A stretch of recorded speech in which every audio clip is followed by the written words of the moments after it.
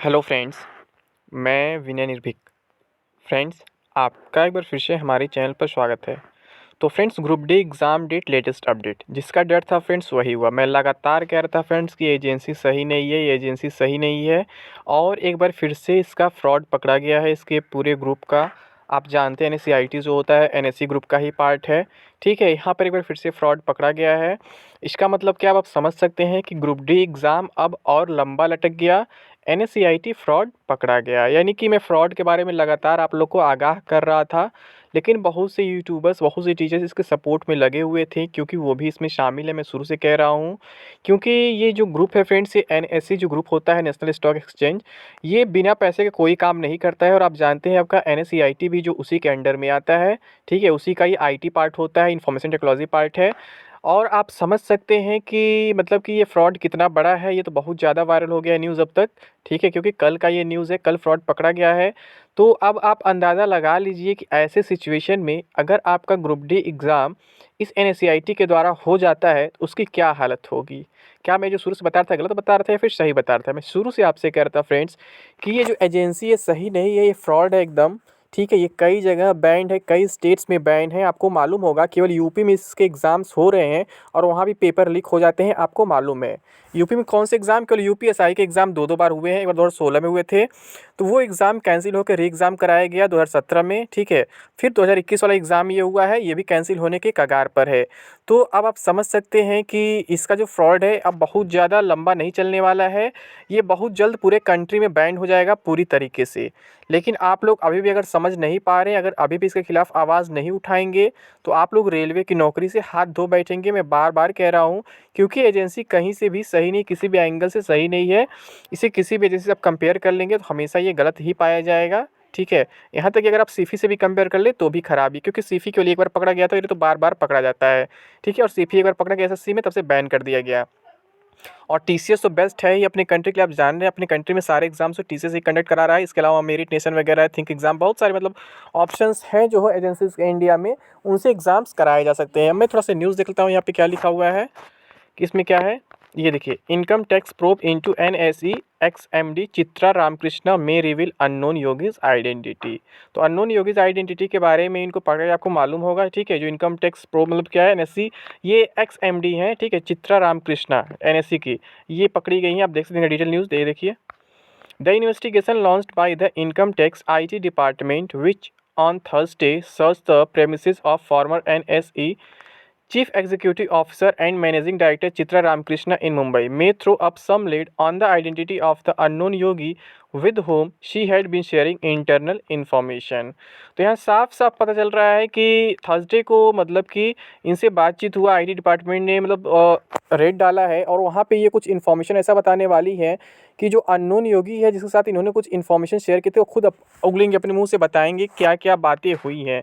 In Chennai an IT team from Mumbai conducted searches on 3 premises including that of Anand Subramanian, former group operating officer and adviser to the national stock exchange NSE। देखिए friends, यही NSE का part है आपका NSCIT जो मैं बोल रहा हूँ लगातार, ठीक है। तो यहाँ पर भी और दो लोग भी मतलब हैं इनके साथ साथ, आनंद सुब्रमण्यन है जो आपके मतलब फॉर्मर ग्रुप है ऑपरेटिंग ऑफिसर, जो एडवाइज़र भी हैं नेशनल स्टॉक एक्सचेंज के।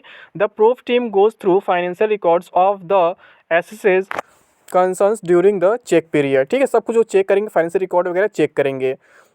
Given that certain facts have been highlighted in the securities and exchange board of India SEBI order, ठीक है। कुछ हाईलाइटेड सिक्योरिटीज मतलब कुछ हाईलाइटेड फैक्ट्स वगैरह जो हैं वहाँ दिखाए गए हैं SEBI में, ठीक है। Followed the money trail can lead to the identification of the unknown Yogesh, ठीक है। यहाँ पे और आगे देखते क्या लिखा हुआ है।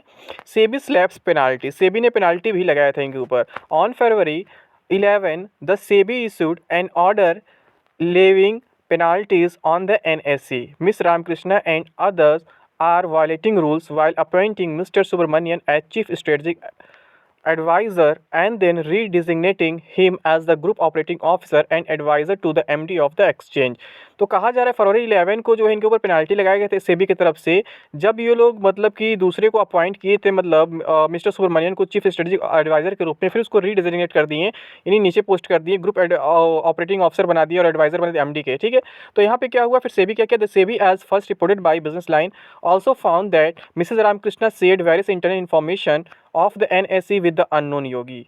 ठीक है, और पता चला है कि जो ये मिस रामकृष्णा है, ये बहुत इंटरनल इन्फॉर्मेशन जो है शेयर की हैं अपने NSE डिपार्टमेंट का, किसके साथ, अननोन योगी के साथ, with home she was in touch for about 20 years, जिसके साथ ही ये 20 साल से टच में थी। आप सोच सकते हैं यहाँ पे क्या क्या हुआ होगा इतने सालों में, और क्यों ये पूरी मतलब जो NSE है क्यों इतने बदनाम है, क्यों इतना गलत है। It was alleged that she also consulted the person via email for the appraisal of employee performance and this way Mr Subramanian Gaur. ठीक है, आगे न्यूज़ नहीं ली यहाँ पे।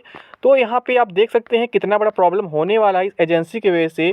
अगर अभी भी ये एजेंसी बाहर नहीं गई और यही एग्ज़ाम आपके ग्रुप डी कराती है, तो फिर आप सोच सकते हैं ये तो एक हिसाब से एग्ज़ाम कंप्लीट हो नहीं पाएगा, बीच में कहीं ना कहीं फंस जाएगा, पकड़ा जाएगा, और फिर उसके बाद अगर कंप्लीट हो भी जाता है तो फिर किसका सिलेक्शन होगा ये बार बार बताने की ज़रूरत नहीं है, क्योंकि आप लोग लगातार इसके रिकॉर्ड्स देख रहे हैं, हर जगह से ख़राब रिकॉर्ड्स ही आ रहे हैं। अभी तक कहीं भी इससे रिलेटेड कोई पॉजिटिव न्यूज़ नहीं आया है। बहुत से लोग ऐसे कहते हैं ना, मैं केवल नेगेटिव न्यूज़ देता हूँ, हमेशा पॉजिटिव न्यूज़ नहीं देता हूँ। तो फ्रेंड्स, पॉजिटिव न्यूज़ जब नहीं मिलेगा तो मैं अपने पास से कैसे पॉजिटिव न्यूज़ बना दूंगा। ठीक है, मेरे लिए तो पॉजिटिव न्यूज़ तभी होगा जब जल्द से जल्द एग्जाम हो जाए और अच्छी कंपनी एग्जाम कराए, TCS वगैरह एग्जाम कराए। ये कभी मैं पॉजिटिव न्यूज़ नहीं हो सकता। आप कहने से NCERT एग्जाम कराए और पेपर वगैरह लीक हो जाए और से मैं कभी पॉजिटिव नहीं बोल सकती, नहीं कह सकती पॉजिटिव न्यूज़ है आपके लिए। ठीक है, तो ये निगेटिव न्यूज़ ही कहलाएगा, और मालूम ऐसे निगेटिव न्यूज़ लगातार देखने को मिलेंगे अगर NCERT ही एग्जाम कराता रहा तो। ठीक है, अगर NCERT एग्ज़ाम नहीं कराता है, इसे हटा दिया जाता है टेंडर से, तो बहुत अच्छा होगा। आपके एग्ज़ाम्स अगर TCS वगैरह करा लेती है तो फिर आपका सिलेक्शन का चांसेस जो है बढ़ जाएगा वो, क्योंकि आप जानते हैं अगर TCS एग्ज़ाम कराएगी तो आपके 60 मार्क्स पे भी सिलेक्शन के चांसेस बन जाएंगे। अगर NCERT एग्ज़ाम कराती है फिर 90 प्लस पे भी उम्मीद नहीं है। ये सिचुएशन यहाँ पे बन चुका है। बहुत से लोग कह रहे हैं कि जो पढ़ने वाले सिलेक्शन पा जाएंगे। अरे भाई, कितना पढ़ोगे जब लोग फुल में से फुल क्वेश्चन करके आ जा रहे हैं। अभी UPSI का आंसर की देखो तो पता चल गया होता।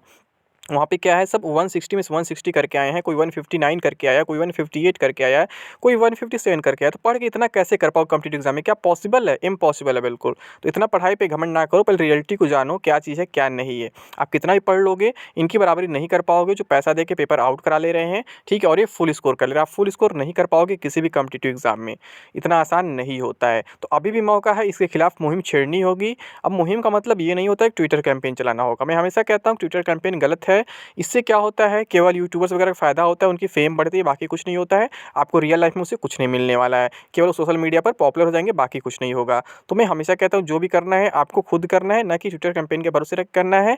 आपको ईमेल वगैरह करते रहना चाहिए। मान लीजिए कंसर्न का डेट ओवर हो गया 16 फरवरी वाला, लेकिन उसके साथ साथ आपको ईमेल का ऑप्शन है, ईमेल आईडी मिला हुआ है, उस पर आप ईमेल बाद में भी कर सकते हैं। और इसके साथ साथ फिजिकल प्रोटेस्ट का ऑप्शन बचा हुआ है, फिजिकली आप मिल सकते हैं ऑफिसर्स वगैरह से कि हमें इस अब एजेंसी से एग्ज़ाम नहीं करवाना है, ये एजेंसी हद से ज़्यादा करप्ट हो चुकी है, और हर जगह इसके प्रूफ सामने आ चुके हैं। ठीक है फ्रेंड्स, तो उम्मीद करता हूँ आप लोग समझ गए होंगे मैं क्या कहना चाह रहा हूँ, मैं क्यों बार बार इसका विरोध कर रहा हूँ, क्यों बार बार इसका बुराई कर रहा हूँ। क्योंकि फ्रेंड्स ये ऐसा है, बिना पैसा के डिपार्टमेंट कोई काम कर ही नहीं सकता है। ठीक है फ्रेंड्स, तो उम्मीद करता हूँ आपको सारी बातें समझ में आ गई होंगी। तो अभी के लिए बस इतना ही। Thank you. जय हिंद, जय भारत।